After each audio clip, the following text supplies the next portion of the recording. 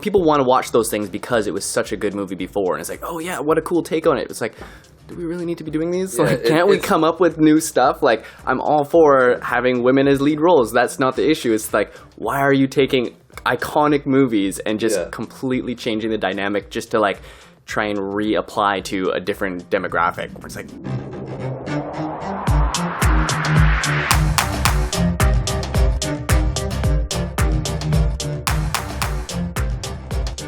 I don't know. I guess I can leave it on. Yeah, man. I mean, we're going. Oh shit, we're here. Hey guys, welcome back. And as you can see, we have some new toys, and by we have some new toys, I mean Matt has toys, and we are just recently getting to see what they look like. Yeah.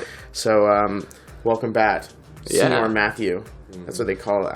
I have no joke for that. That's it. That's just how it goes. So yeah, exactly. So it's been 2 weeks since we've seen you, Matt. 2 weeks, and you know, a lot has gone down in the lives of us, and by that I mean not really much. I'm just like I'm very hyperbolic all the time when I'm talking. But usually we like to give a little weekly update. Yeah. I go for myself. I had some very lovely people at work today. Well, not today, this week. My highlight of the week was this guy came in and he says to me, "Hey, do you guys do walk-ins? You know, versus a reservation?" "Yes, of course." And then I told him it was going to be like 20 minutes of a wait. And he's like, "I thought you do walk-ins." I'm like, "Yeah." Everyone walked in. And then the three of us that were standing there just stone-faced looked at him until he got uncomfortable and walked away. What kind of dumbass is this? Yo. Like, some people that I talk to, I'm like, this is too much. Like, it's crazy. Because, like, you're willing to ask a question that you don't even know what, like, you're asking. Like, if you're informed enough to be like, "Hey, do you do walk-ins as well as takeout?" You'd be like, "Okay, so that means I'm not making a reservation, so I might have to wait."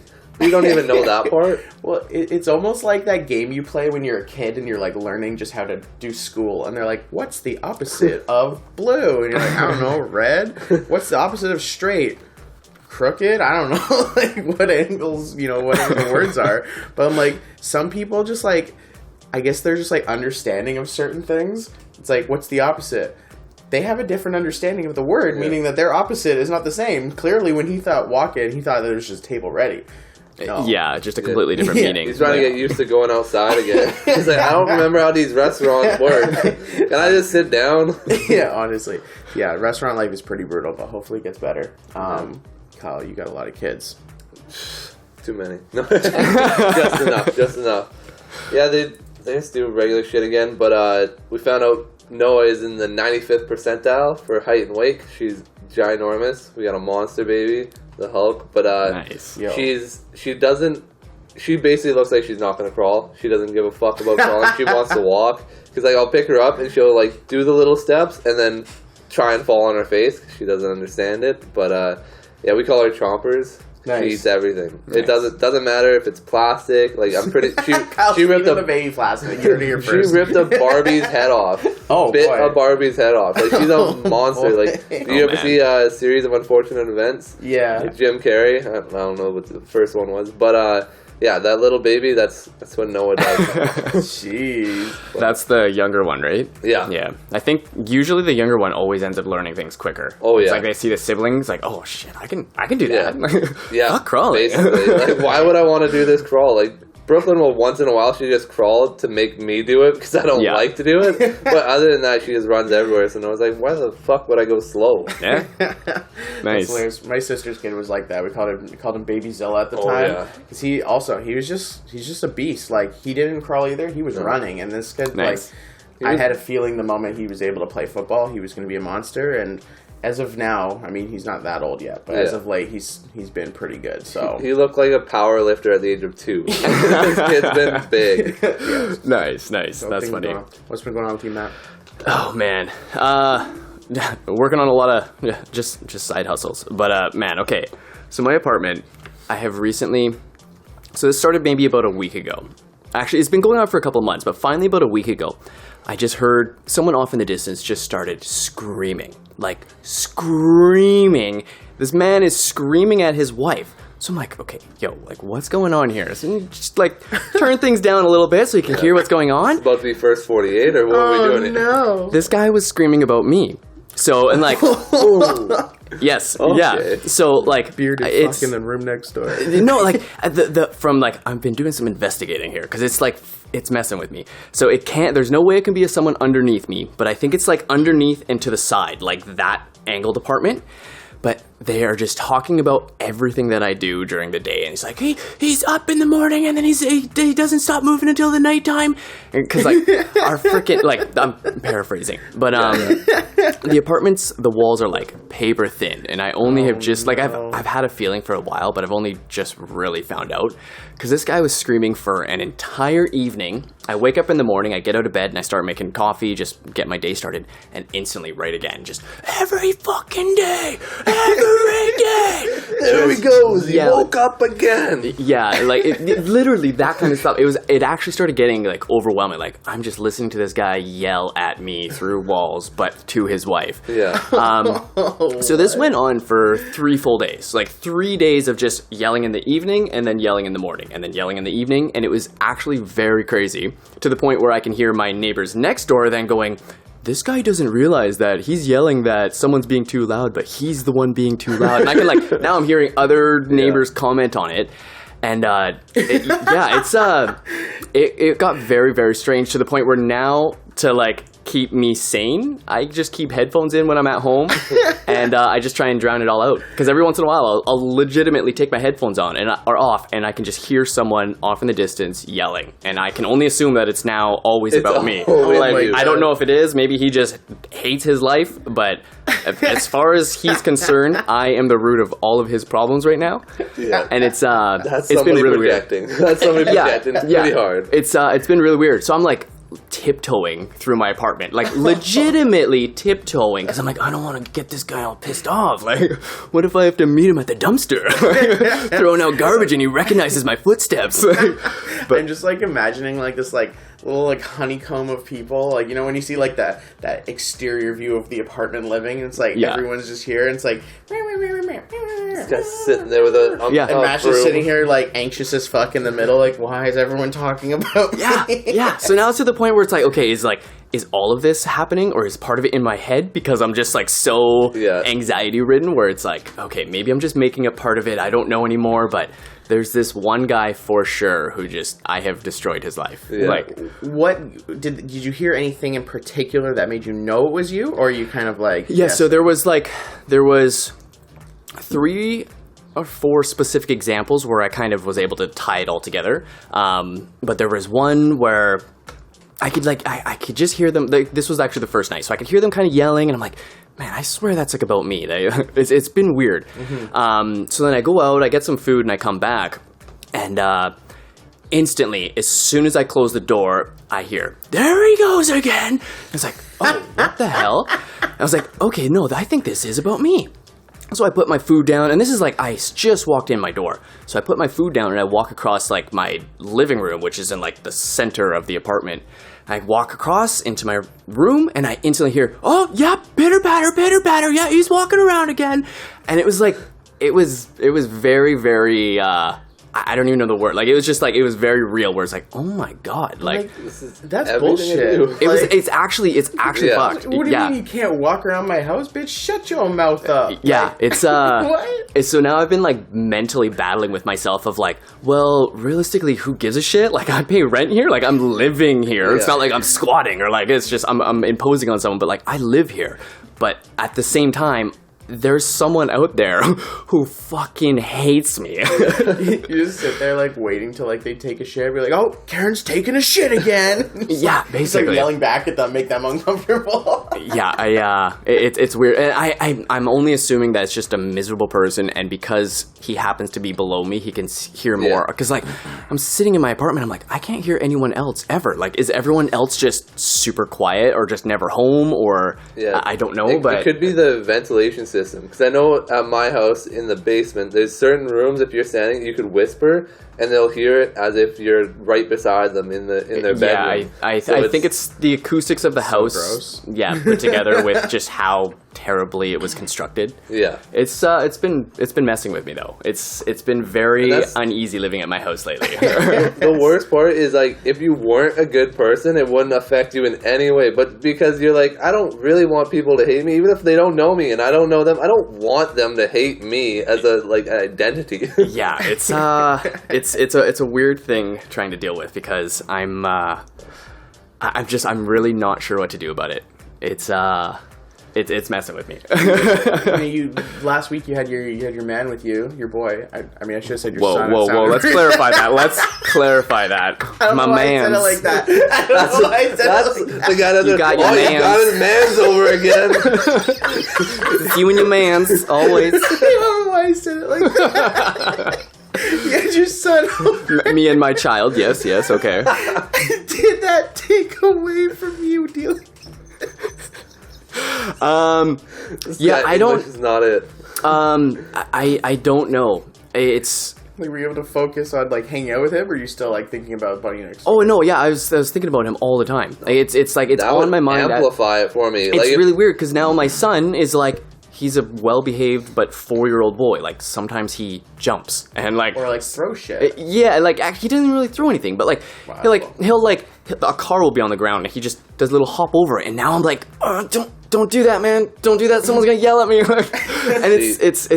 it's really messing with my mental health. See, It's the been rage weird. that builds up inside of me is I'd react very differently because once my kid was there, and if I heard somebody like, "Oh, the fucking guy jumped over it," I can't even contain that anymore. It's like, Yeah. okay, I'm not self-conscious at all about you. Now I want you to die. Like I want you out. Yeah, I think there's a different scenarios going on from like when my son is home versus when he's not home. Because when he's not home, it's just me by myself, and my apartment's relatively quiet except for like that's when I'm actually working. So I'm like running around and I'm moving around in the apartment the whole day. Versus when my son's there, we wake up, we have some breakfast, watch a bit of morning cartoons, and then we'll like either go out for the day or we'll just kind of do an activity. Yeah. So it's a little bit different. So it's like, even if we stay home all day, it's like laughter every once in a while or like little things, but it's not us just constantly moving around like ants, I guess, basically. And I think that's what's really driving him crazy. And then I think my office, which I just don't really use when he's home, there's something going on with my office where it just, the sound in there is specifically amplified.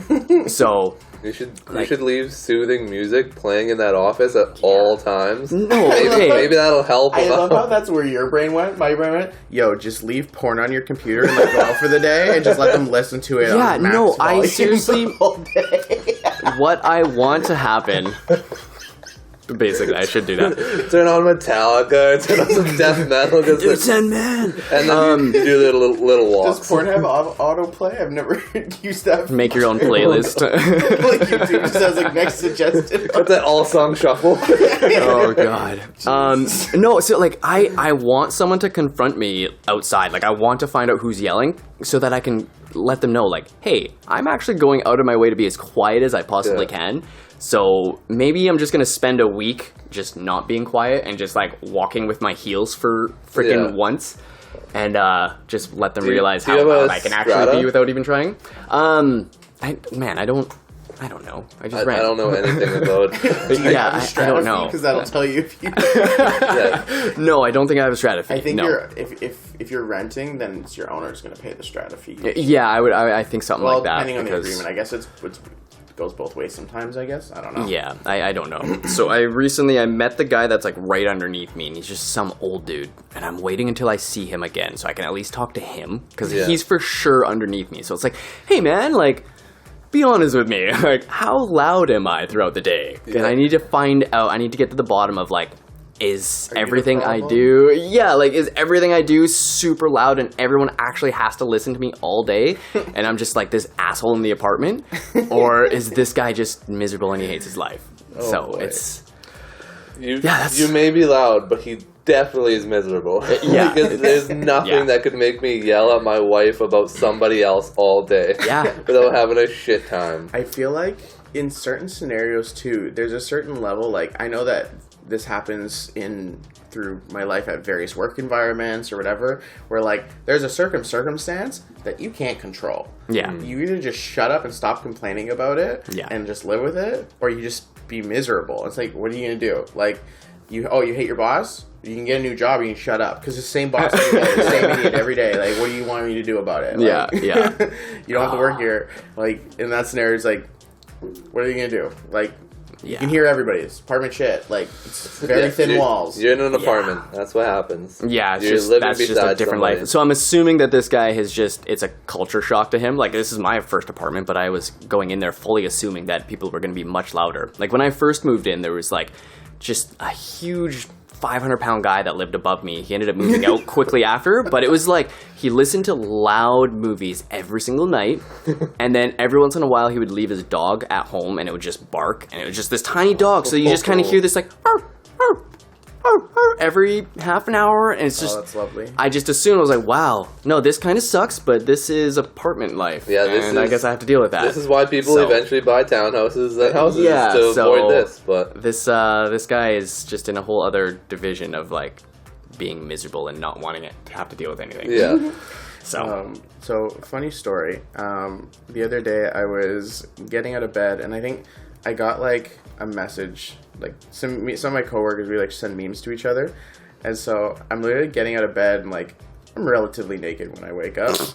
And so getting out of bed, I saw a message, whatever. I like opened it and then I thought I closed my phone. It didn't. In fact, I hit something much worse. I hit FaceTime. Hey. And so my naked ass is walked into the bathroom, and all I hear is, what the fuck is this? And I'm just like, fortunately, I was able to like somehow just get lucky. I didn't do anything to avoid being seen. I just happened to not, and I was able to turn it off before it got bad. But like, I was naked walking to the bathroom going to take a piss, like, and I FaceTimed a female that I work with. Wow. That could have gone so bad. Yeah. Like everything negative possible that you could do is happening in that moment. At least it's not what it looks like. I swear, it's not what it looks like. What the fuck? It's not somebody in a higher position FaceTiming naked a woman that works for you that has to work for tips. Yeah, so fortunately it didn't happen. Yeah. Everything was good. She's like, I think all she saw was like the roof of the bathroom for like a second, and I turned it off. But I'm just sitting there, I'm like, my heart was racing. I was just sitting there, I was so stressed because like, yeah, we're cool, but there's still a line, right? Yeah. There's still like chill. I don't know anybody that I know, like, that I have in my entire life that I could just out of nowhere FaceTime and then be comfortable with that. Like, that's a warning thing. Like, hey, like, what are you doing right now? Can I FaceTime you? It's not like a text. That's a where really good you're point. okay. Just randomly FaceTiming somebody is like, hey, like it's like it's almost more uncomfortable than like a phone call, because a phone call it's like, hey. Whereas this is like, hey, I'm here. I gotta sit up. I gotta what are you something. doing? Why does it look like shit behind you? I just woke up today. Thought I'd FaceTime you. Yeah, honestly. Go to the bathroom real quick. Yeah, so that was pretty suspect. But, wow. But you know what? I get lucky quite often, and I have to be very grateful and humble in these moments, because eventually I'm going to take an L, and I just have to accept it. Yeah. These moments I'm getting really lucky. I had a couple other things. Like, the other day, I, like, dropped my phone in, like, a parking lot at night, and I left the place after, like, 5 minutes, and then my phone's just, like, on the ground intact, and I just, like, no one stole this. Wow. It didn't get run over. Yeah. Nice. How did that happen? And How I'm did just I like, survive this? right? Like, I'm just like, man, Dustin, pay more attention. Fuck, bro. Like, what are you doing? Just dropping shit everywhere. I don't think there's anywhere I've been in the last 5 to 10 years that I left my phone if I was going to be there for 5 minutes. If I'm going to be waiting in line somewhere for 5 minutes, there's no way that I'm like, I'm just going to observe the guests here. I'm looking at my phone. Yeah. So the fact that you even sat there for 5 minutes and didn't realize your phone was gone is incredible. So I wanted to tell you guys about this movie. Okay. This is Dustin's not so weekly movie review. Okay. And I haven't actually watched the movie. I've just watched enough on it to like know what it's about. All right. Yeah. I tell you about this thing I don't know about. This is a movie that came out in the last like year or so. It's called Run, Hide, Fight. You ever heard of it? Ring any bells? No. So No bells. Nobody's watched this movie. Let's do a review. So it's about a school shooting. oh, this is gonna be great. Okay. So naturally, you're like, oh, sensitive subject. So like a regular day in school? Aren't they like every day now? We've all seen the news. We've all seen Yeah. what looks like Sandy Hook, Bowling for Columbine came out like probably like 20 years ago at this point or something. I don't remember when that happened, but It's been a while now. it's yeah. a long time. Yeah. And that movie was so in depth about like what happened and like even camera footage that we all kind of have that image in our head of the grainy kid in the black walking in with the guns. Like we have that really fucked up image in our head, and we're not even American. Yeah. Like Yeah. I can only imagine how much fear and anxiety this subject brings to people that live in this country. That I googled school shootings one time. America has its own page of It's up tons there. a year. It's Like up it's like there. which month are we talking about? Is what they're at. Yeah. Yeah. The rest of like the world has one page together. So like It's a lot. It's a huge big difference. difference, right? Yeah. Now, part of the subject that I want to get on in a bit is like if this is even something we should be making movies about. But the reason why I want to talk about this movie is not just a movie about a school shooting, because like there was even this TV show called The OA. I don't know if any of you have seen it. I've heard of it. I've heard of it. Okay, at the very end, some kid pulls a gun in the school, and it's a weird show, but at least it was like one kid walking to school, whatever. Yeah. So this movie is a bunch of kids. There's like 5 kids working together, which statistically is not normal. There's not usually like 5 kids. They have like all of these random stereotypes, like the fat kid, the shy kid, the kid with disabilities, and then randomly the gay couple. And you're like, that's also not the people that are usually shooting up schools, but okay. Well, they had Just the perfect clearly demographic. they were finding the quota. Like how many people can be disenfranchised all in one The movie? Breakfast Club of Yeah. school shootings. And so typically the way, school shooting goes, statistically speaking, person comes in, they do what they're going to do, and then within about, on average, like 5 to 10 minutes, it's probably over already. Either they've been killed by somebody or they've killed themselves. Those Yeah. are the statistics behind it. Now, these people just hold the whole school hostage and do weird shit that I'm like, did the director have a fantasy about this and then put it in the movie? Like, one of the guys, he's like the leader of the group, he like forces the hot Spanish teacher to just take her top off and show her tits to everybody. Like, what? That's what you're motivated by? Makes sense. What? Like realistically, if these are a bunch of people that they clearly don't have a lot of friends, they don't know people, and I'm assuming high school. They're in high school. So you're a horny kid that's never seen anybody. Now you have all the power in the world. You're gonna start doing weird ass shit. Now, I can understand that idea, but like, that is not something that happens in a school shooting. This is really that's- taking this concept to another place. That's like the director just like, what's the perfect character motivation? Yeah. Seeing titties.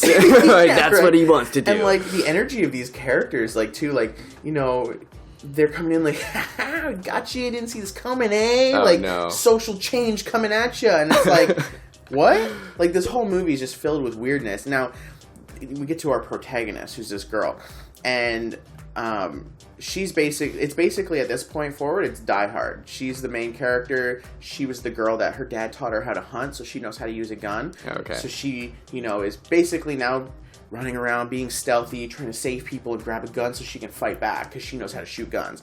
And then you realize that this whole purpose of this movie is to push the political agenda that people should have guns in schools. That's the whole point of this movie. Yeah. Is that if kids know how to have guns in schools, then they can stop school shooters. Despite the statistics saying, even if you know how to use a gun, you still could freak out and not do anything about it and run for your life. Yeah. But they're making this character to be, this is why we need guns in schools. Give and I'm like, kids guns. so now I'm just sitting here, I'm like, well, you're just pushing a political agenda in this movie. You made a movie Yeah. to make your point. I'm like, you can't make your point based off a movie. You have to make your point based off real life. That's the thing though, is that pretty much all points are based off of media and movies right now. So there's as much as there's going to be that one, there's going to be a movie that says the exact opposite, and people are going to have the opposite opinion. Like, see, this is why you can't have guns. Yeah. This person can freak If you out. have something to say So- and you have, like, you just turned it into a message where it's actually going to bring people in to try and watch it, and they're watching this whole movie, storyline and everything, like, oh, yeah, I get their point of view. Yeah. But, yeah, that's, That's a weird like, one. Saying for kids to be the ones with the guns, no. But like, I could understand having somebody being like a security system because, like you said, this Spanish teacher is now having to take all this weird shit. It's not something that would normally happen in that shooting, but it is an actual possibility because nobody can defend. Like you can know how to defend yourself, you can know how to fight. But you can't fight a gun. If somebody has a gun on you and you don't have a gun, you're gonna lose that situation like 10 times out of 10. So if you have somebody that like in a school system, like a security guard or somebody that's like ex-police, ex-military, whatever, that's actually in charge of trying to keep people safe in that situation, maybe you can see that. Saying that you should teach somebody how to hunt and get their rifle on their back to save school shootings, not quite. That's not quite how it's gonna work out. I feel like there's a huge difference between like going through the process of learning how to hunt and all of that versus just giving kids guns. Like, if you just like give them their gun license, then they can just carry guns around and then they're just safe. Yeah. Like, and that's an entire other world versus like this one girl who happened to like grow up with her dad like learning how to hunt, from what I understand. Yeah. Mm-hmm. And like the idea of teaching your kids self-defense, yeah, that'd be smart. Like if every single kid in that school or whatever learned how to like defend themselves or whatever, including those shooters, they probably wouldn't have been shooters because they wouldn't all be as fearful. I feel like if society as a whole took that step, I feel like things would be a lot different anyways. We'd be paying a lot more attention to our kids and actually like teaching them proper lessons, not only just like the hunting thing.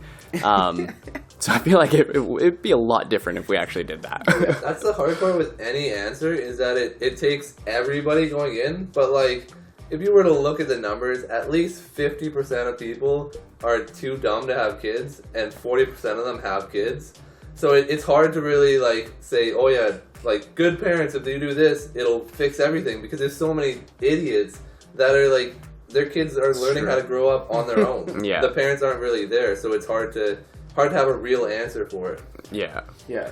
There's other like wild things in it too, like. You guys have obviously gone to schools, you've seen elementary schools, you've driven past them. You know, usually when you look in a window, you either can't see shit or you see one person, because you know there's just walls. Like, it's not like a clear building, unless you're at like some fancy university. Yeah. There's like a scene where like her dad like grabs his sniper and like posts up on some hill, and like all the police are outside, but nobody stops his dad from just like sniping one of the guys inside. And you're like, what room were they in? Yeah. How did he see them? And if he did, perfect. like, what angle did he have? Like, how did he differentiate that person from one of the other kids? Because now you're just like, you know, in the movie, we can see him, like, sniping, and then we can cut to, they're in the room, and you can hear everyone yelling, and you can hear which guy's the bad guy.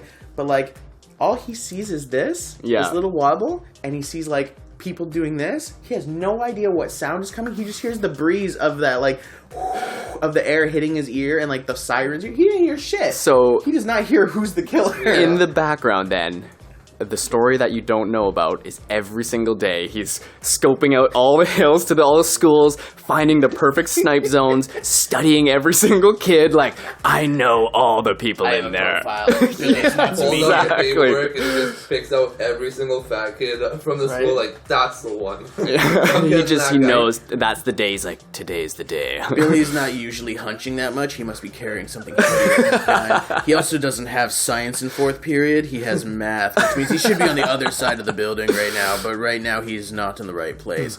His level of extravagance with his hands leads me to believe that he's in a heightened emotional state, which means he must be stressed, as if he were about to kill a bunch of people. Oh, that's good motivation. Look at that. I'm basically a fucking... You could have wrote the movie. Let's make a behind-the-scenes movie of that movie and just explain all of that. Yeah, it's like the really weird side of that like, movie. You know how DVDs have like the commentary version where you just sit there, watch the movie, and just let the people that made it talk? Yeah. It's like, I didn't make the movie, but let me talk over your movie the whole time. I got something to say. That's literally what's like watching a movie. Anyway, like, me and my lady, we end up just like having to pause movies. So like, I know, like, we don't really talk about it, but I know if we're watching movies 2 hours, anticipate 2.5, 2:45, because we pause it a lot. I could not watch a TV show with you. Because see, you don't even realize how much time's going by.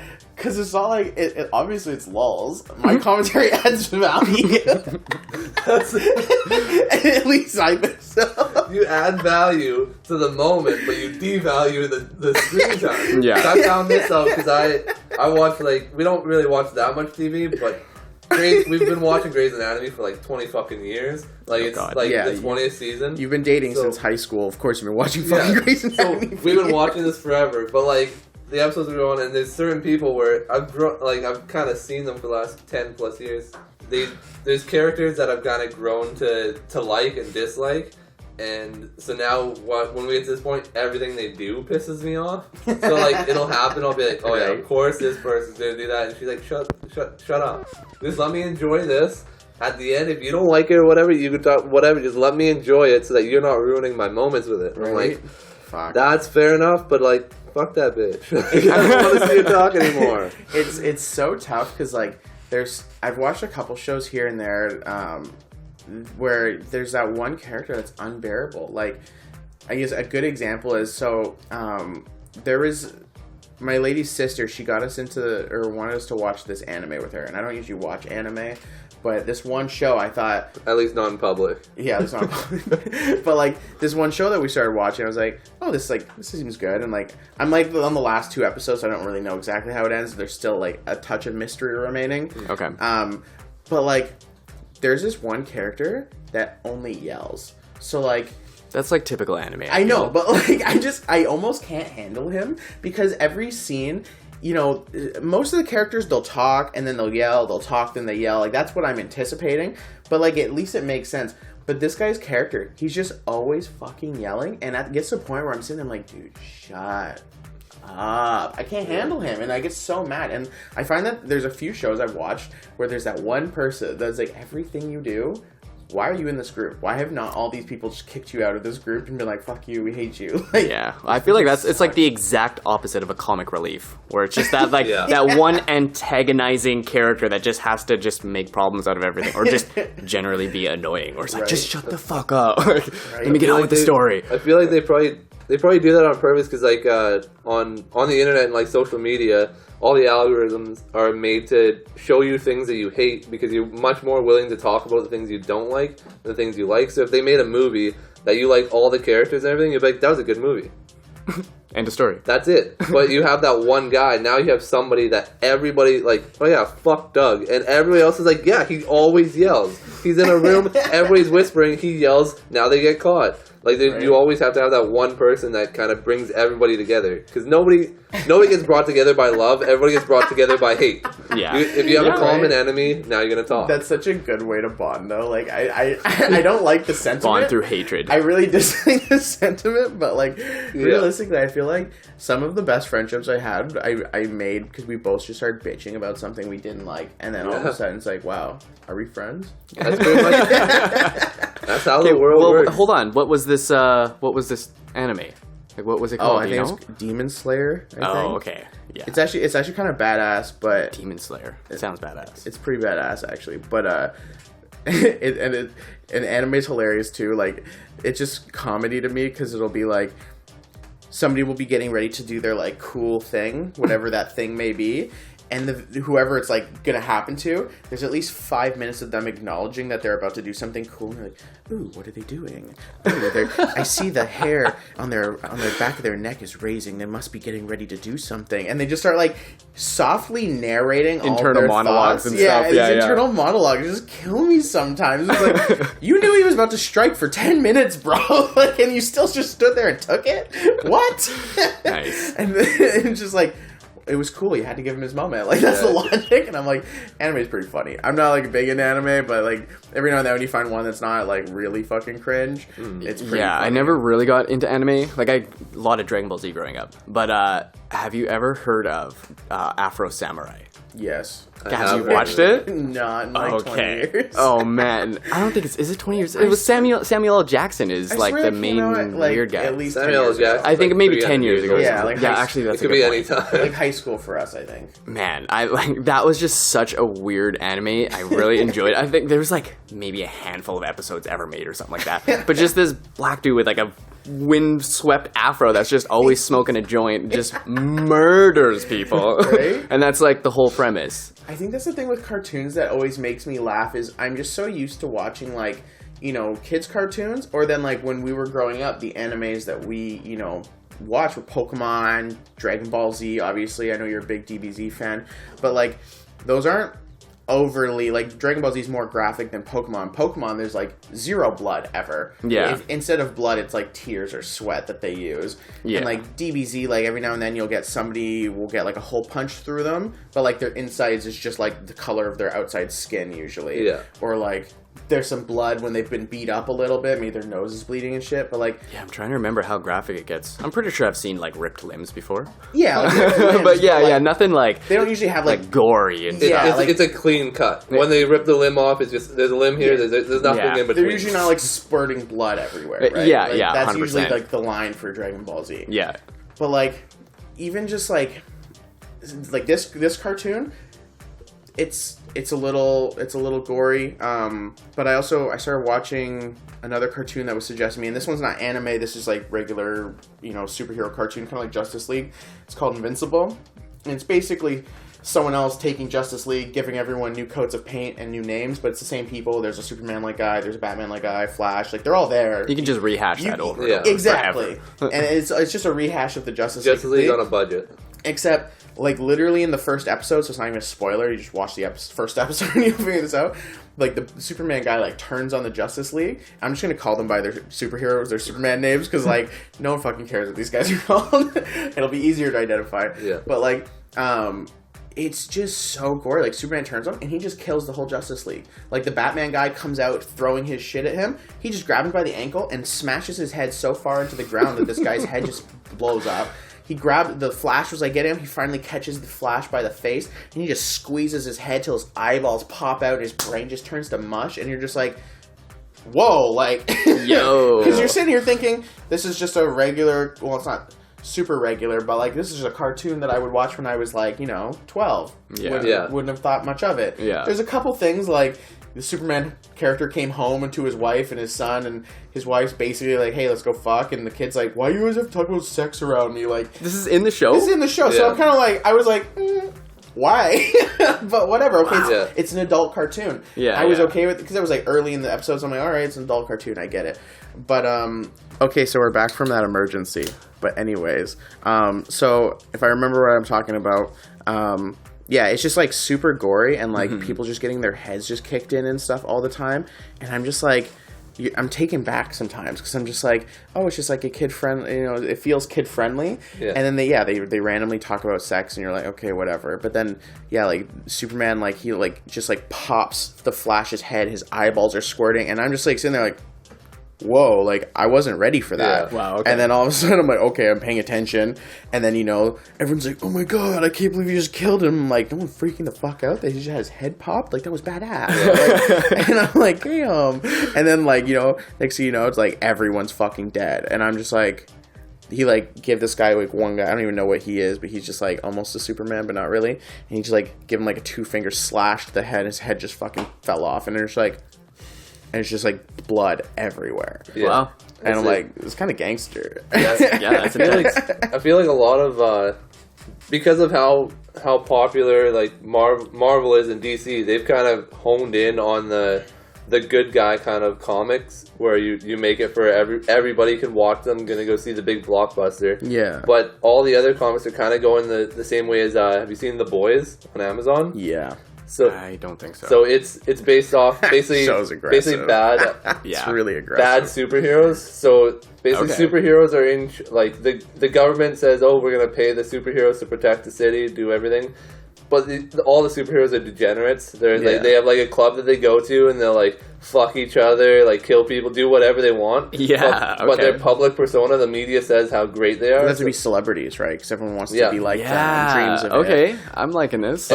and basically all they do is fuck shit up. Like this spoiler alert, I guess. The first episode, this guy, he's gonna be the main character, but he's sitting there talking to his girlfriend. She's kind of off the curb a little bit. This is They're wild. talking about how like they're gonna like get together, do all these things, and then just out of nowhere, she disintegrates. Just explodes. Just blood, guts all over him, everywhere, and it's like, what the fuck just happened? And it turned out the guy that's one of the superheroes that's super fast. Their he just- Flash. He ran through her. and disintegrated her, and then the government comes in with it, like saying like, oh, like he was on his way to a accident, so he had to go really fast, and sorry about that. She should have been on the sidewalk. Here's $60,000 as a settlement. Wow. So sorry. Yeah. And then that's when it starts kind of exposing that they're all douchebags, and he wasn't actually doing anything. Yeah. He was running for fun. It's a wild show. Like that's the first episode. You're like, holy shit. Yeah, it starts off like holy, but like they kind of take that energy of let's go to the max. Let's see like what would a superhero do in real life? Like everybody's in power. Like everybody thinks of them. They're thinking of like the Bill Gates and them going to Epstein Island. They're doing this crazy shit that you wouldn't imagine any human being capable of doing. Yeah, now, if you had superhero abilities as well, they take it to that next level. Yeah, like why not at that point? Right? And like it goes further too. Like there's like the invisible guy, like known for like lurking in the girls' washroom and shit like that. Oh man, he's a pervert. Yeah, and then there's and in the main scene that you see it, the girl's like, hey, we know you're there, and he goes back visible, and he just got his dick out. Like you see his dick, and like he just walks out of the bathroom as if it's no big deal. Like their version of Aquaman's. There's a new superhero that comes in. Their version of Aquaman's like, well, like to be a part of the group, you kind of got to do your business. Like we got to earn your stripes, and then she like says like, oh, like she like met him for the first time. She's starstruck. She's like, oh my god, like you were my favorite, Justice League member, right? And she's like, yeah, I had a poster of you on the wall. And he's like, all right. He's like, yeah, you just like whipped it out. And she's like, what the fuck? And yeah, he's like, well, if you don't, I'll tell on you or whatever. And he's like trying to extort her, but he's like, I thought you said you liked me. Like, and she's just like, way too far. Way too far. Hey, it shows. I'm gonna have to look into this. Yeah, this is crazy. It's very good, but like kind of to the point we're trying to make is that it's kind of the same thing with that other movie. It creates all these superheroes. You hate them. Now you're talking about them more because they're pieces of shit. Like everybody likes Superman, everybody likes Batman. You still talk to them because of nostalgia and just the storyline they have behind it. But to introduce somebody new and have people actually give a shit, there has to be a lot of bad people in it. Yeah. In my opinion, when I look at stuff, like if you're watching a show full of good people, like all the doctor shows, there's always one or two doctors that fuck up or an asshole, or the cop shows like Chicago PD. Yeah, well, I feel like based off bad cops. I think that's why House did so good. Because like doctor shows were just so popular, then all of a sudden this other show comes in where this guy's like a total piece of shit. Yeah, but he's always like, right. Yeah, he's also like the best, but just you're kind of loving to hate him kind of thing, right? So it's just this spin on a anti-heroes. Yeah, he's like anti-heroes. There we go. Yeah, Deadpool went off, and he's like the poster boy for anti-heroes. Yeah, Hancock. That was another. That was a while ago now. Yeah, and Deadpool when it came out, like that was they didn't even want to fund it at first because they thought it wouldn't do well, and then it's like it was huge when it first came out. Yeah. So yeah, it's you definitely got to create that. Make it interesting. It's like what people always say. Like if you're gonna rehash the same superheroes, like you can only think of so many powers. Like I'm a superhero movie nerd. Like I watch all those superhero things. I've seen pretty much everything at this point, and I'm like, every now and then I'll see like, oh, a new power that I haven't seen someone have before. I'm like, interesting. New power means a new dynamic, new implications, like how they use that. There's the practicality behind it. Like there's so many things that can make it interesting. But if it's just same is not good. Same is boring. Same, you got to make something different so that it's not the same, because you need an interesting personality. You need, character flaws. You need all these extra fucked up things to make them different than just, well, Bill does it, but he's normal. Like, it sucks. And unfortunately, that's Superman right now. Like, that's why everything that's Superman, kind of lame, to be honest. Like, it's just been going on for so long. It's boring, boring to have a guy that can beat everybody and just chooses not to. Like, that's the whole storyline. Is anytime that he loses, it's because he chose to. Like, he could beat anybody at any time, and he chooses not to. And he's always taking the moral route. And then there's, like, a couple versions where, oh, you killed Lois, now I'm mad. But, like, it's just so shallow of ideas, usually, with Superman, I find. So it's like, yeah, some people might think he's such a great character, but I'm just like, he's fucking boring. Yeah, well, I feel like his character's been, like, developed for so many years. Like, each movie tries to add, like, a new dynamic to, like, who he is. And they keep trying to, like, critique his storyline to the point where, even though it's a fictional character, we know so much about him now where it's like, okay, there's only so much things you're going to do for the rest of your life. And once you've got to here, you're finished. There's no more character development. With Superman, wasn't it, like his planet was blown up, right? And that's why he came. So there needs to be like a whole other movie where this guy who was behind the attack on his planet comes in, kills Superman within like the first 5 minutes of the movie, maybe in the first opening credits, and then the whole movie's about him doing completely unrelated things, and he just flicks the whole Superman thing out of the way, and then he just is like this whole other dynamic to like superhero movies. It's funny you say that because that's almost like the side timeline to like the most recent like Superman. Oh no, because like that doesn't happen. It's not like that, but it's like the guy responsible for the planet blowing up. Is usually General Zod. It's a character in Superman, and he comes back and he wants to fight Superman for whatever reason, different motivations here and there. But it usually just involves in some like city destroying battle between a Superman and we'll call him also Superman. And they have the same powers, they do the same thing, and they just wrestle and fight Superman power like. And then eventually Superman always wins. And so in a better movie, Zod kills him really quickly, and then you're like, nice. See what General Zod fucks things up now. Now it's time to pay attention. Yeah, exactly. Because at that point, it's going to be so polarizing. Everybody's going to be like, you can't kill Superman, then everybody else is like, fuck, Superman's dead, we can do anything. Yeah. And like, it kind of, there's a rule of 10, I heard it from, I think, Charlemagne the God. Rule of 10 is, if 10 people watch something, 3 will like it, 3 will hate it, 4 won't give a fuck. So if you create something that people can like, love, and hate, now you have 6 people. You're doubling your audience just by having that little bit extra. Yeah. So doing that would create a whole new subset of people to watch. Cool spin on it, right? Yeah, and then I guess they kind of did that with Captain America in the comics when a comic a couple of years ago it came out and a guy died and Captain America whispered "Hail Hydra." So basically saying that he turned to the other side and he's supposed to be the poster boy for the best guy. Okay. Yeah. So it kind of created a whole like, holy fuck, there's something brand new that nobody's even looked at. It's the same idea. Right, yeah, and that's the thing, like, finding some fresh take on something, because, like, Captain America is basically the same level of boring as Superman. A little bit more interesting, but basically the same thing. He's, he's the moral leader. He's always doing his thing. He's always, he never gives up, right? Yeah. It's the same idea in a lot of ways, so to find a new take on it, it definitely, obviously that's why that was so popular. But like that's the thing, like you gotta find a way to mix up these storylines, because like there was this video series that came out like years ago, probably back when I was in like high school or middle school. It's like Everything's a Remix, and just kind of talking about how everything is a remix, rehashing all these ideas, and he's they're really good videos, but when you watch them, you kind of sit there, you finish watching it and you leave thinking, man, nothing's original. Everything is just a rehash. Like, how do I watch anything if I think, oh, well, I'm watching this, but this is from this movie, and then that movie's a remake of this, and you're like, well, it's the budgets, but because they have to put so much money into it, they need to know it's going to be a good movie. So like a movie like Superbad, it wasn't a high budget. It was funded by certain people, not by a big thing. So you get something that nobody else has because nobody has to. They aren't putting out like a huge risk on that. You can really niche down on that kind of thing, right? It's 100%. Your own personal project. Do you know what's amazing? Superbad has a remake already, and it's really good. Oh, what? Yeah, there's a girl version called Booksmart. It is interesting. Almost like shot for shot, almost the same. Like it's different. Yeah, there's differences, but the main idea is very much the same. There's the fat, mouthy friend. Yeah. There's the skinnier, more reserved, but still, a little out there sometimes friend. Yeah. They're just finishing high school. This is like their last hurrah. They want to go out because they never go to parties. Man. Everything's fucking crazy. They got that one really weird friend that they deal with on the side. And then they just go and do all these things, try and get liquor, try and do all these things, try and hook up with that guy that they like at the party. It's the same thing. It's just 2 girls. Yeah. And honestly, like if you watch Superbad, you watch this, you can sit there and pick it apart for days of the parallels because it's so similar.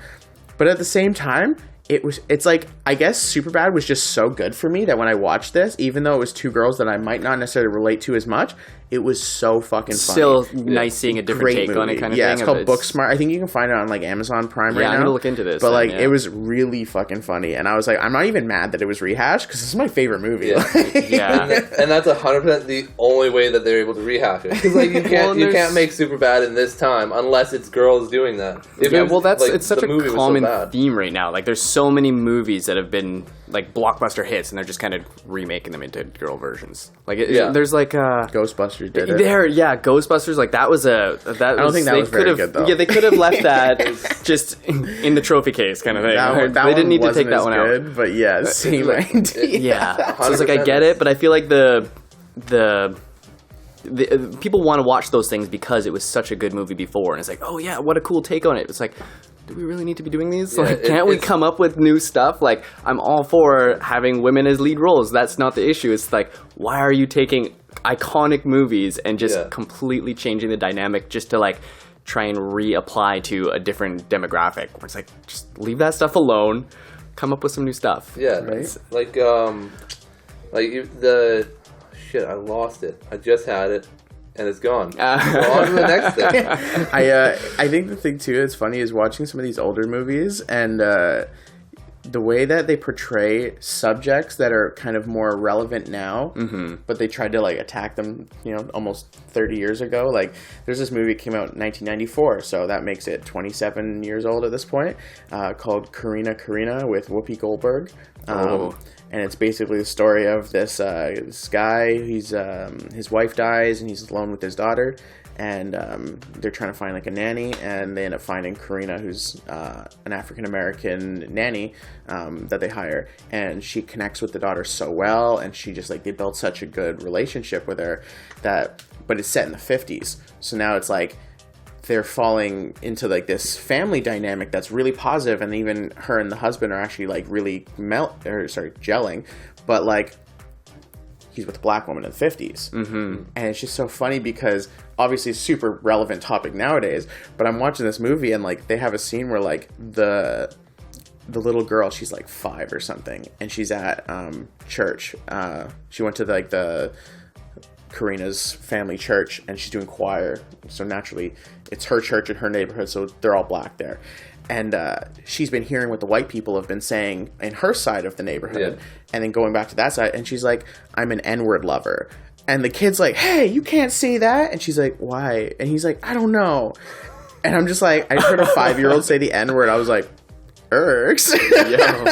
But like, that's just a casual scene in the movie, and I'm like, well, it was 94, it's a different time, and they're portraying the 50s, which was a differenter time. And I'm like, it's really strange to watch sometimes. Like, couldn't get away with that in this day. It's just Which parents who would approve their kid of saying that these days. But that's the thing, is that when it's in a movie, when it's art, it's supposed to be portraying the time. So even if you're not allowed to say something, if you were to make a movie about the 50s and then have nobody say the N-word, and they just say like how we say it, N-word, instead. Man, I don't know. It wouldn't have the same impact. This is like a cancel culture that we're in. Like, it's directors are afraid of making things that are too edgy almost, right? Where it's like, we want to get as close as we can to the line, but no one dare cross it because you'll get canceled, basically. And so it's that weird. ties into two subjects. One, going back to that movie I was talking about earlier, that Run, Hide, Fight, the question that I kind of forgot to ask was, what level of responsibility do we have of portraying these sensitive topics of,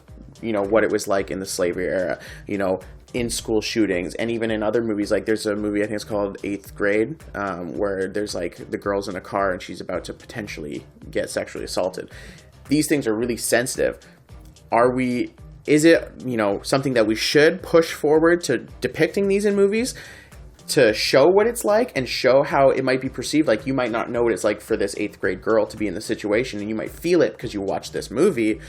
Or is it pushing a certain realm of glorifying a subject to desensitizing it and making it, just something that's okay all of a sudden? Because like some of these subjects, like a school shooting, you don't want to teach kids how to do a school shooting. That's not a good thing, obviously. Yeah. So what level of responsibility do we have? Should these be in movies? These well, I feel like that goes back to like the difference between like a mass market movie where you're trying to make it good for everyone, where some people are going to like it, some people are going to hate it, versus like there are people out there who just don't care about that kind of stuff and they just want to make those kind of movies. And we're in what I would hope is a free country. So if someone wants to make that kind of thing, that's them in their creative element, just making something, whether they're trying to say a message or whether they're trying to desensitize other people. Once that movie's done, their work is done. Now it's up to the rest of the people. If either a handful of people watch it and they hate it, throw it down, don't ever watch it again, then whatever, versus it actually starts picking up momentum and people start talking about it and it turns into a cause or anything.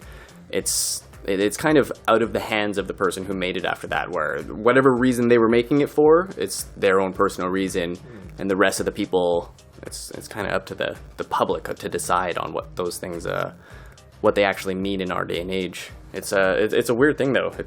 I agree with that.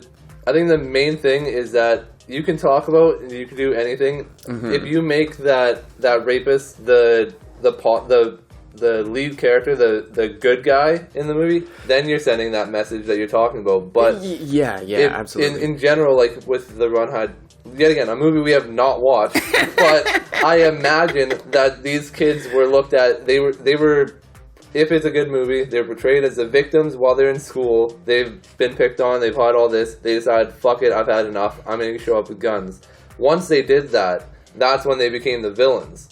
And it's not portraying, it's not really glorifying it, because those guys aren't going to have a good rest of their life. Like, the one guy got shot by the best sniper in the world. They're not going to have a good life at the end of this. So it's not glorifying what they did. It's saying that it's showing that there's a reason behind things. That nobody goes into a school to shoot it because they had a good life. It's showing that there's stuff behind the scenes that influences them. But once you make this decision, you no longer have any high ground to stand on. You are now the bad guy. All the things that happened to you, those people aren't blamed anymore because you did this. I guess the other element to consider too is that it's not necessarily the outcome that needs to be considered, but almost how that person feels in the moment of. Because you're right, there's no good outcome for these guys. But at the same time, in the moment of them having the power, they're enjoying that moment. Mm-hmm. And is that enough for the person in that state of mind that might consider doing that? Is that moment of thinking, well, it would feel really good to be in that position at that moment. Is that enough? Yeah. Well, it's definitely a conversation, I right? feel like it's like movies don't always have to be about like the bad guy versus the good guy. A lot of times it can be like, okay, so the movie is the destination, but what the movie's about is the journey to that destination. So at the end of the day, that kid shot up the school, terrible thing, but what was the journey that led him to doing that specific thing? And that's whether it was good or bad, people are kind of interested in the steps it took for that person to get where they were or where they now are, right? Right. So it's it could be like no one would ever make a movie about like someone who's an actual bad guy and they're portraying them as a good guy, and like a flip of like this person is actually a piece of shit, but we just want to glorify how much of a piece of shit he is, and like that would just be like a gore movie that you'd see on the dark web, I guess. But like, yeah, I feel like there's so many different dynamics to a movie where it's not always about what you think the movie's about, or like you can have like a bad rap for a movie having a really bad image to it of shooting up a school, but what's actually going to draw people in is like, well, why did they do that, or like what was the message behind it, and what was the journey, right? Yeah, and I guess with that as well, like when you have a movie like that, we all have completely different outlooks of how we've looked at this movie. Yet again, haven't watched it. But the idea of what could be represented in this movie is completely seen differently, because you immediately are looking at the journey. You're looking at the fact that it's glorifying the I'm looking at the political motive. I'm like, political motive. I hate it. And I'm just looking at, like, when people shoot up schools, if you look at the background behind it, in their head, it completely makes sense. And so when you have a movie, if you don't portray that they have power in that situation, you're pretending that that's not real. And pretending things aren't real doesn't actually help the conversation. Saying that this person gets in that position, he finally has power, that's showing that this person has had such a bad life that he's never had any situation like that. And we need to figure out, as in the schooling, as parents, as people, how to keep everybody at a base level where they don't get so low that the best thing that they could possibly do in their mindset is go shoot up a school. Yeah, and you can kind of see, like you said, when that moment where he has the power, it is real, and that's really the only way you're going to understand why he did it in the first place. Because you got to see that he did get at least what he was looking for by doing that. Yeah, there's a saying I recently heard where it's like you have to name it to change it, and it's kind of, it's not necessarily glorifying something, but it's putting that emphasis on like that person being in that powerful moment, and you Yeah. actually get to experience their thought process of how it all went. And that's going to make you actually think like, oh shit, like there's actually people out there who are living in that kind of situation. Like this is, even if that movie maybe it was kind of ridiculous, maybe there was a sniper up in the hill, like what are the chances of that? But you're still you're still thinking of the idea of like, wow, there really is scenarios where something like that could transpire, Right. and it kind of opens up the window for opportunity to talk about it to other people and bring these situations up, right? Yeah, and now that also connected to something that Kyle mentioned that you wanted to talk about is when people are talking about how sensitive to cancel culture we're getting. Now we have situations like Joe Rogan. People want to cancel him because of his most recent comments. Did you hear about that one? Every comment he's ever made. Okay, well, but, he makes a lot of hot takes, but the most recent thing he said was he was basically saying that woke culture is going to push us in a direction where straight white men won't be able to say anything at all. Yeah, And a woke lot of- culture is like, I would consider that almost toxic. It's just like, it's a whole other thing where there's so many levels to it, but it's just like, yo man, you're a sheep, man, and I'm woke. It's like, Yeah. shut the fuck up. It's a combination. It's where it's like anything. The extremes are crazy. There's a polarization of everything. The hardest part with like the idea of woke culture is that their idea is completely correct. Yeah. The idea of everybody being nice to each other, everybody not saying mean words to each other is correct. An awareness. But their definition just gets a little bit longer with every Yeah, new, well, new I have thing an that they issue of choose. like bros who call themselves woke and then they'll go off and do coke every weekend or something like that, where it's like, man, like what are you doing? And like, I don't know, just like a polarization of like who you think you are and how you perceive yourself out in the world, and like you act in a certain way where it's like, oh yeah, I meditate and I'm this spiritual person, but then you're still kind of a piece of shit inside. Yeah. And you're not even really aware of yourself, but you're aware of like the inner workings of the universe. So it's like this contrast of ideas of woke culture is like everything that's looking outwards, but we also forget that, well, we have to be good people, even though we act like good people. It's like, we have to actually be good. And a lot of it is context as well, is that like if you have a sentence and you say one bad word in that sentence,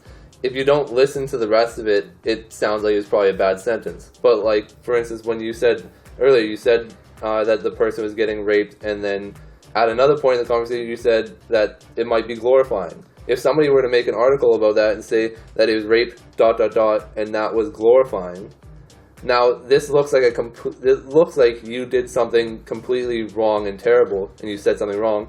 And if you put that out into Twitter and 100,000 people retweet it, they say this guy's a piece of shit, and then the next day you say, oh no, this is the full quote, 10 people will be like, oh, sorry. Right? So it's that's the hardest part with the internet, is that it amplifies the negative. Yet again, nobody gives a shit if you said exactly what you said, because that's what you're supposed to say. Yeah. They only care if you said it the complete wrong way. Yeah, very few people are going to see the apology or the correction or whatever. Yeah. And I think that's definitely a topic for, like, you know, I guess the responsibility of journalists or anybody that's trying to make claims like that. I think, kind of like what you're saying, it's about awareness. Like, I find that it's almost parallel to how I find people's, like, it's trendy to be outraged. And that's been something that's been going on for years. Like, even as far back as, like, you guys remember KONY 2012.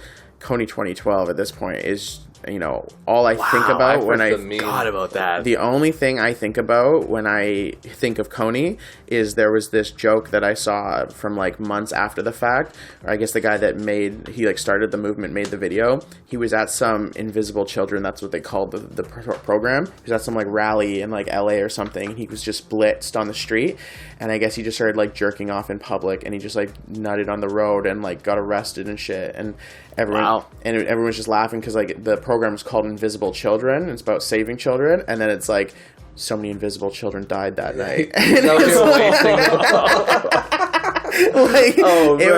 was just like I was like, ugh, like, it shook me to the core, and I read that. I'm like, poetic. This is beautiful, but then I'm like, but what about KONY? Yeah. And then you think about like all of those kids in school that were posting this. I'm like, a lot of things are going. A lot of things are going wrong in Rwanda right now. There's a lot of things going wrong in a lot of places, but you're not posting about those ones. Why are you only posting about KONY? He's not the only one out there killing children. But like, but this is the popular one. This is the one that everyone's like, morality checking. It's like, are you posting KONY? Exactly. KONY? Like, Flavor of the week, and it's like, and that really happened a lot until eventually it was like 2013, and it was like, what happened to KONY? And it's 2021, and we're still sitting here like, yo, KONY, where is he at? Like, what's happening? Did KONY die in 2012? We don't know. I have no fucking clue, and I don't think anyone does. No. And all of those people that were posting KONY 2012, they don't give a shit. Yeah. They haven't thought about it in 10 years. Wow, I forgot about that, hey? Like, I actually haven't thought about that in 10 years. Like, and now that, to me, what that kind of is an example of is people are posting BLM right now, and they should. Like, it's a serious topic. Now, in the same way, I'm not talking about everybody, but there's definitely a percentage of people that are still in that trend cycle where they're only really posting things they don't want to be the one that's not. They don't want to be the one that's not for the popular movement. And it's like be on the wrong side of history. They want to be able to look back, well, even if they didn't give a shit at all, say they don't care at all, but they're like, well, I posted a black picture on my Instagram. So and I checked all my friends. Did you post? And like everyone's like looking at these trendy things to check people, but like, do you actually care? Now, in some instances, I think you should care, but it's hard for some people that are so far removed from a certain subject to care. Yeah. Like, even though they're really struggling in the States, there might be a small town in northern Canada that's filled with Inuit people. They're a minority that have dealt with their own struggles. There are also probably, potentially, no black people in their town, and they don't know their struggle. Mm-hmm. Do you think that population cares about BLM? Probably not. I'm just speculating on a theoretical group, but like the idea that if you're so far removed from a certain subject, it's hard for you to actually care more than the outrage trend of caring because we should all stand up for this. So who actually cares? And then you talk about awareness, like, yeah, I'm all for these things, but I forget that I'm for these things as soon as it's, convenient. As soon as there's something else I want to do. I'm all about these things, but then I'm going to do coke on the weekend, It's like, I'm for BLM until, there was a funny picture I saw, though. And it's like, that it's still the same thing. Like, people only being careful about it when they're thinking about it, and then they don't think about it when it's convenient. And then all of a sudden you're like, well, if you really cared, like, we should all care. If we want to change this thing, we have to all care. But how many people really do? Because now you're also considering the contrast between your public beliefs that you want people to think of you as a good person, you want to be a nice guy, so you're going to push that, civil rights movement. But do you actually care? No, most people probably, I'm assuming, I have a pretty good look on the world as far as, like, I feel like most people are good people and do care, but I know for sure there are some people that are just saying what they need to say so that people don't shame them for it and they can move on because, like you said, the cancel culture is something to be afraid of. I feel like there's a difference between, like, caring enough to make a post about it because everyone else is versus, like, caring enough to put your phone down and then actually go out and physically do something about it. Like, not very many people are willing to do that kind of thing. With respect to that, for me, like, you look at my social media, I don't post about Black Lives Matter. I don't post about the Asian hate and all that. That's politics, like putting it on there. I don't care about it. For me, in Chilliwack, like after the George Floyd got killed, they organized a Black Lives Matter march here, and I was like, I don't know who I'm gonna go with. I've never done one of these before, but I'm gonna go. I don't really know how many black people are in Chilliwack, but like I want to show my support, see kind of what this is. So we go do the march.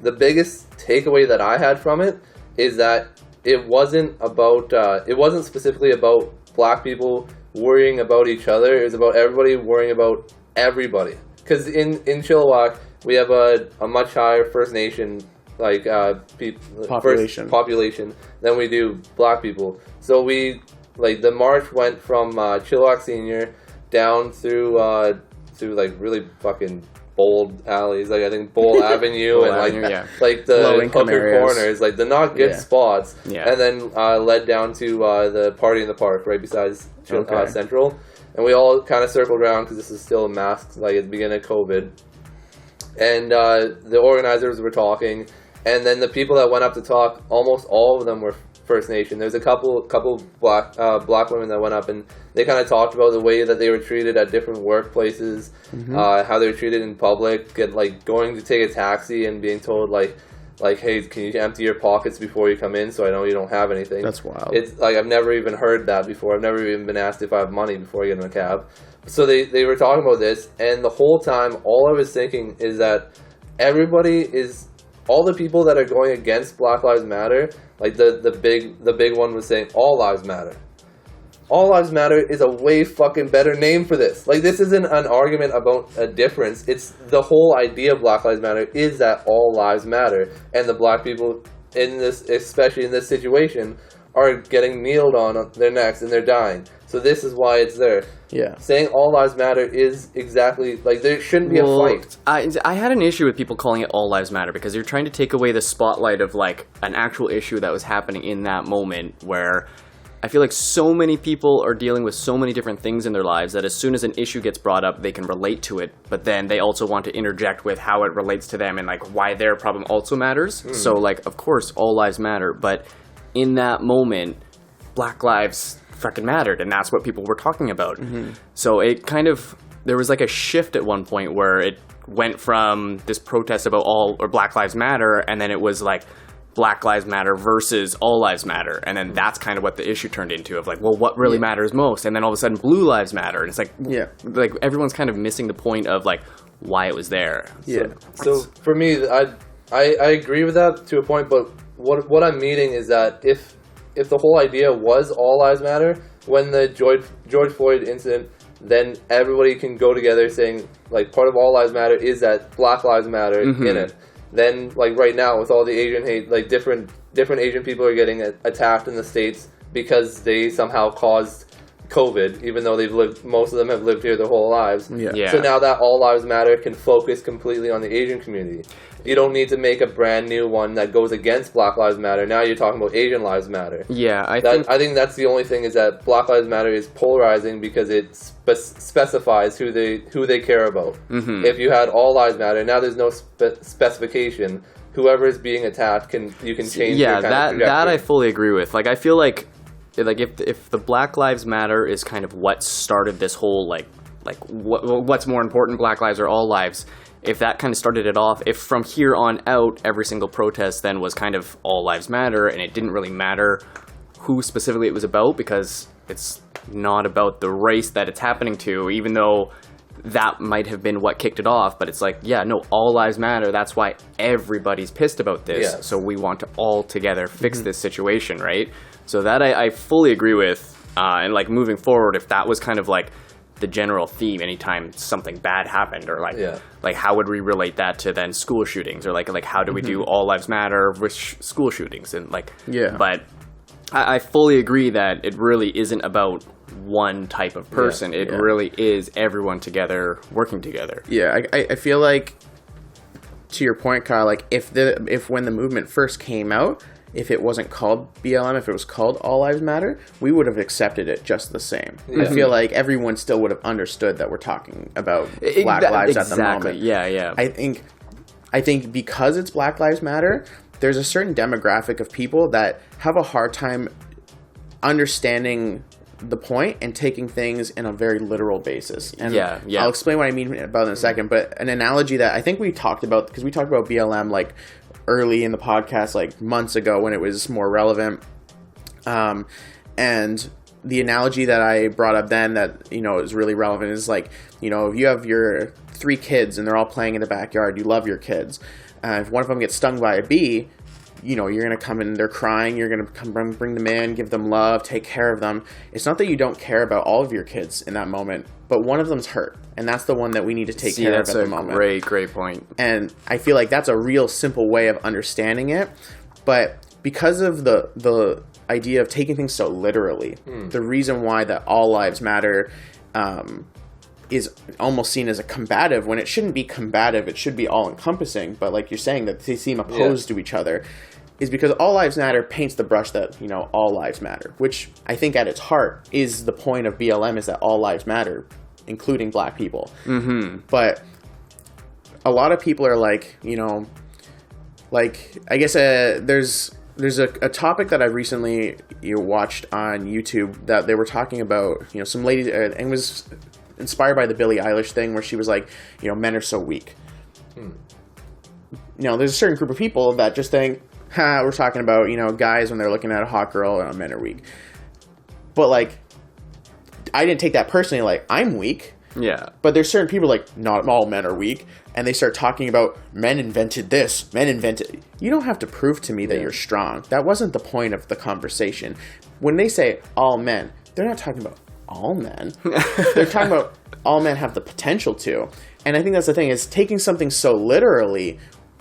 It can be, you know, it's very sticky ground because you have to hold people accountable to what they say. And I think if people speak too generally, then there's problems that can occur from that, and you need to be specific.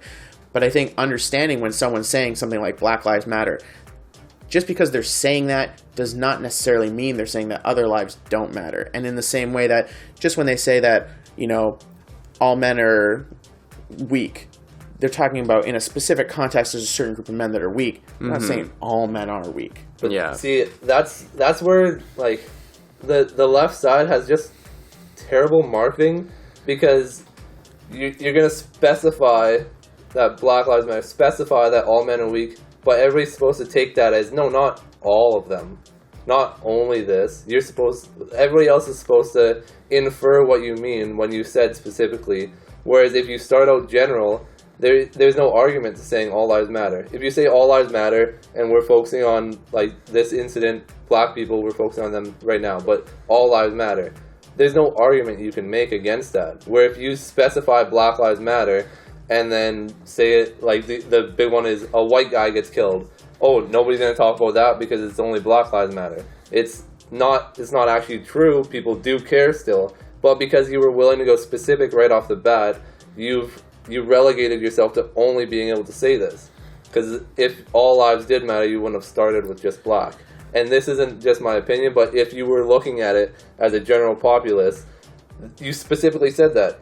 These are your words. This is what your marketing team, you made everything come out say this. It wasn't off a whim. It wasn't on a podcast. You chose to do this. You made your group to be specifically here. I guess, you know, to play devil's advocate, I would think that now we have to have a conversation about human history. Over human history, it's been all-encompassing. They've said, yeah, we're all, you know, it's a free country. Every man is free. But things aren't always as they're said. Mm-hmm. They say all men are free, yet some men are slaves. They say everyone is equal and has rights, yet women only recently get the right to vote. So even though your point is true, in a modern age, assuming that everything's good now, you have to be specific to not be too general to make the point, you know, to, like, really get along. But, like, over history, they've tried the strategy of saying everybody. But in everybody, there's still some people that don't. And that's the problem that I think that there's the idea. I think that they're trying to do things differently because what we've done in the past hasn't worked, because we're still in this situation. For that, they literally said in the rules that, like, in the history, that black people were not allowed to vote. That was a specific thing. They didn't say all lives matter. They said white lives matter, black people and women aren't allowed to vote. So they specified that they weren't supposed to. Then they eventually took that specification out to start encompassing people. But I do understand it's 100%. Most of the time, everybody's known white lives have mattered. It's not something that's like a brand new concept to people now. But like I do agree they need to spotlight black people because of the fact that the history and all the things. It's just that if they wanted to market it so that they weren't getting hated by people, they wouldn't specify somebody that's like a race that's predominantly been hated their whole lives. So it also might have been a smart marketing tool from what we were talking about earlier is that people care about things that they hate. People care about things that make them angry. So if you say specifically Black lives, some people will start saying blue lives, say all lives, but every time they say that, it leads you back to Black Lives Matter. So that might just be a marketing tool that gets them to go there. I don't know. I don't think they would have, like, I don't think there was a group of people kind of like, okay, if we specifically make it Black Lives, there's going to definitely be other people who don't agree with that, and that'll be part of our marketing content. But that's it's where definitely, I think inevitable. if we had the three of us, like that's where my mind would have went. So it might have been that one person kind of had like, yeah, maybe this would be a good idea for this. There's obviously so many more reasons for everything else, but that might have been just like a little touch of the back. Well, see, okay, so I see two scenarios in my head from like this past conversation we just had. So speaking in like from the history, let's just start off with there's two families. One family is like all these kids are playing, and the parents are only focusing on one group of kids, and the other kids are off in the distance, and it's like, who cares about those? And that's kind of how it was back in the 50s, where black people couldn't really vote, and it's like, just ignoring those people, they're not really as important. So someone walking into that situation, like, hey, why are you ignoring these people? Like, they're all part of the family. So that's like a different context that's hard to relate to nowadays, because nowadays it's almost like, in this specific scenario of Black Lives Matter, there's this group of kids, someone gets a bee sting, and they're focusing on that one thing, like, oh, you're important right now because you're in pain. But of course, all the other kids are still important. But now it's like this thing where other people are walking into this scenario, or like walking in on this backyard going, hey, why the fuck are you only paying attention to that one kid? Like, you should be paying attention to all these other kids. And it's like this out of context scenario where you're just getting upset that, well, why is the focus all on this one person when it should be everyone? Where, like you're saying, this one person has a bee sting. That's why the parents are focusing on this one kid, or that's why this movement is focused on this one scenario where, of course, as a whole, everyone does matter, but you're not gonna see one kid get a bee sting and then tell the whole family, everyone come in for a hug, like, we're all here together, like, we're all important. It's, that's not really a scenario I can see happening, like, in a realistic sense, right? If someone's hurt, you're going to address that person with the pain. And I feel like a lot of people don't understand that because you're looking at it from the outside going, well, why are they paying attention to that person when there's everyone else around, right? Mm-hmm. So it's a really touchy subject because there's so many different components to it. But the hardest thing to understand is because we're not black, we're looking at this scenario going, well, how come it's all about that one person who is in pain that one time? It's like we should all be concerned about everyone, right? But yeah, and I think it almost has kind of relations to everyone over the last 10 years has been trained to listen for exclusionary language. Mm-hmm. And by that I mean, like, when you say, oh, Black Lives Matter, Black lives, but there's other lives too. And, like, you can use that example for so many things. And over the years, as this cancel culture and woke culture has developed, it started there, right? It started with people saying things, well, I guess you could take it back to a race, racism, where they're like, well, black people. It's like, well, not all black people. But you're listening for that exclusionary language where you're like, how is that overgeneralizing or, discounting or not including? Like, that kind of language is something that we've started to hear. And, like, especially me going to, like, a liberal university, you have to say all your pretexts of not to discount this or not to, not consider this person or these scenarios. And then you can say what you want to say. Because we're so keen on listening for that language, then you have something like BLM come out and you hear Black Lives Matter. And then after, in your head, you're thinking, well, what about the other lives? So I understand why that could happen. So, like, it's both sides are 100% valid and correct in their reasoning, where the people who are saying all lives matter, 100% correct, and the people who are saying Black Lives Matter are also 100% correct, but they're both focused on different scenarios, where the people who are saying Black Lives Matter, they're focused on the kid who has the bee sting, where the people who are saying all lives matter are focused on, hey, you should focus on all these kids, not just the kid with the bee sting right now. So it's both scenarios are 100% correct. Two sides with too big of egos to admit that they're both right. they want one of them to be wrong, but they're both saying the exact same message. Just one's on one side of the fence, the other one's on the inside. Yeah, well, I feel like it's like grass is green on the other side. Everyone sees things from different perspectives of like everyone's dealing with so many things on a personal level that when they relate to certain problems, they relate to their own personal problems kind of thing. Like it turns into a personal issue. So then when other people don't understand that you're relating your personal issues to this cause, that gets that one person upset about it. So then there's a multitude of problems happening all at the same time, but the only line of communication is, okay, well, which problem is more important, when people's reasoning for supporting those specific causes could be an infinite amount of reasons, right? So it's too hard to communicate on those scenarios. And to throw this full back circle, starting about Joe Rogan's comments, the reason that it was after this discussion, it kind of clicked in my head more. The reason that it's so polarizing, why he was getting hate on it, is the same idea as Black Lives Matter. White guys can't talk. It's not just white guys that woke people go for. It's not white males. It's not white women. It's not black women. It's not Latino women. It's anybody and everybody that says something that somebody doesn't agree with. Mm-hmm. So that's where he specified white guys can't talk, even though he's the highest paid talking white guy there is around right now. So it's something where you have so many people that can easily say, no, white guys have always been able to talk. They've always been able to. Yes, now maybe some people can't talk as much, but also, like the guy said earlier, Charlemagne the God, black guy, he always gets hated on, always tries to get canceled for different things because of different takes that he's had. He's not a white male, he's a black male. So that's the biggest thing, is the actual inclusion of everybody and not thinking that you're special. Like, you as a white guy, you as a black guy, you as a black woman, whatever, you're not special in the fact that woke culture will only go after you, they'll go after anybody.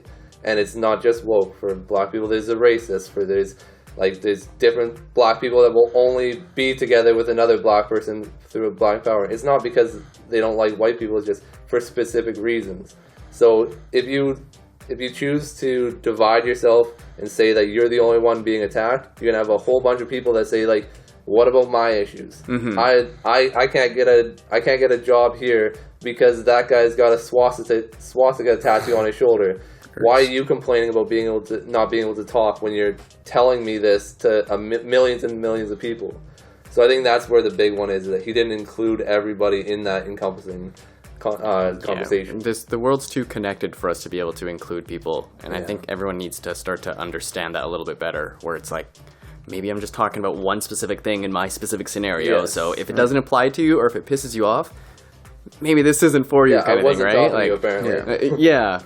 I think that is a good place to end it. We've run out of time for today. Yeah, I think it was good. That was deep, a fun conversation. Deep discussion topic today, but we thank you guys if you stuck around at the end. And we'll, it can get a little sticky sometimes when we get political, but once again, you can follow Matt on all the social medias. We'll have his links and all of the descriptions for everything, and thanks for coming out again today. Yeah. Everybody's... Have a good day. Talk our way out. Hey, you know what it is. Peace.